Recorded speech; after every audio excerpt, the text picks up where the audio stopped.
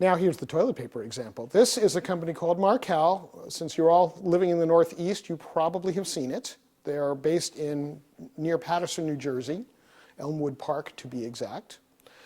And they're really, really an interesting company because I'm going to ask and see if anyone knows, what year do you think Marcal started using recycled paper to make toilet paper?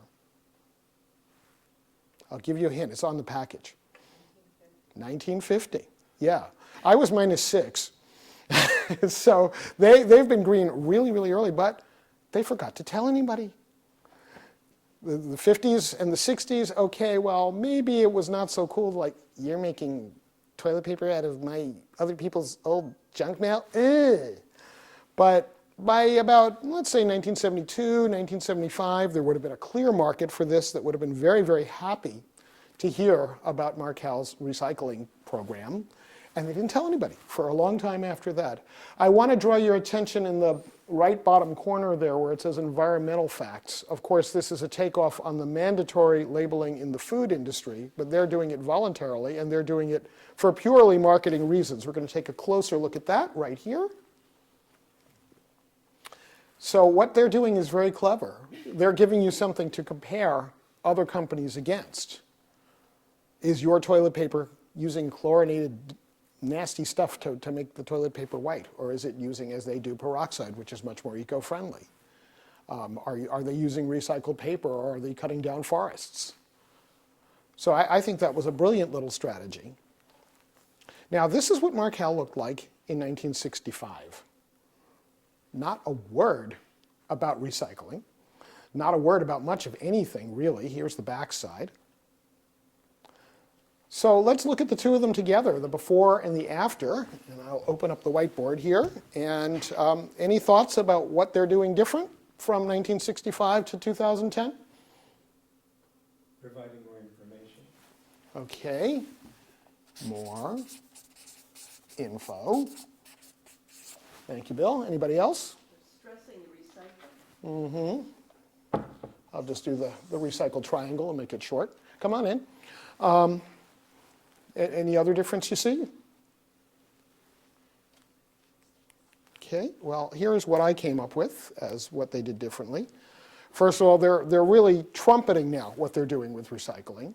They've got much prettier packaging. And the other thing that I really want to point out is this over here above the environmental facts. You can help save 1 million trees. That is a nakedly, blatantly attractive proposition to the deep green market. Okay? Wow, you mean just by buying toilet paper I can preserve forests? This is cool, I want to know more.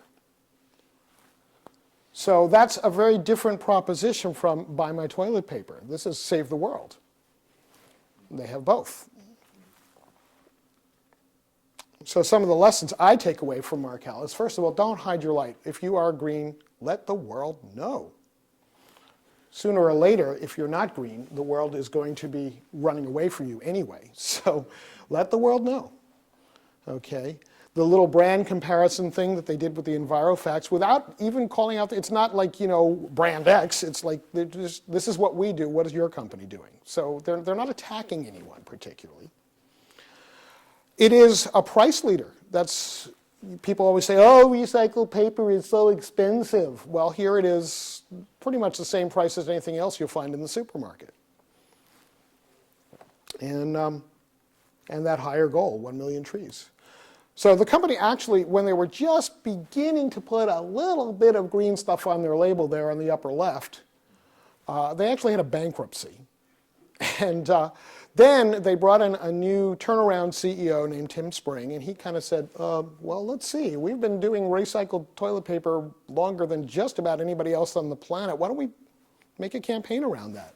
So they relaunched under the Small Steps brand. That right-hand picture is what they looked like in 2009, the first incarnation of this new image. And you can see, again, the Save a Million Trees is right prominent in the center.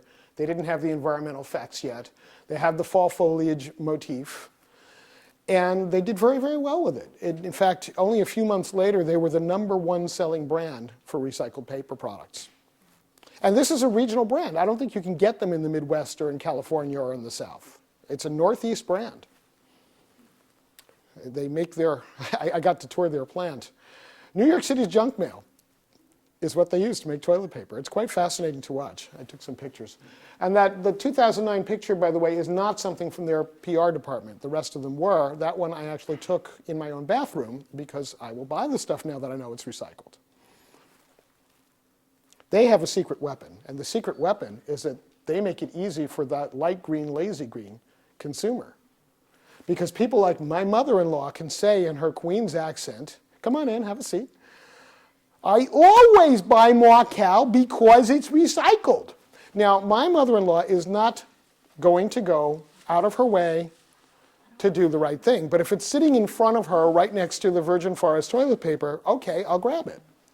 And that is why I would submit they went to the #1 recycled brand in the country. Even though companies like Seventh Generation had been actively marketing recycled toilet paper for like 20 years by the time they finally decided to tell people that this is what they were doing. So that appeal, they've got something for the deep greens, the million trees. For the light greens, I can get it right here. I don't have to make a special trip. And for the non-greens, it's cheap and it's decent and durable.